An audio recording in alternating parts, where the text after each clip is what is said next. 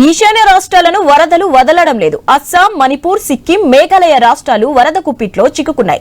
వరదల దాటికి ఇప్పటికే 50 మందికి పైగా మృతి చెందగా వేలాది మంది నిరాశ్రయులుగా మారారు. భారీ వర్షాల ధాటికి ఇంపాల్ లోయలోని పలు ప్రాంతాలు జలమయమయ్యాయి. ఇక అరుణాచల్ ప్రదేశ్ ఇప్పుడిప్పుడే వరద ప్రభావం నుంచి మెల్లమెల్లగా కోలుకుంటుంది. భారీ వరదల వేళ లోతట్టు ప్రాంతాల ప్రజలను అధికారులు అప్రమత్తం చేస్తున్నారు. అక్కడి నుంచి సురక్షిత ప్రాంతాలకు తరలిస్తున్నారు.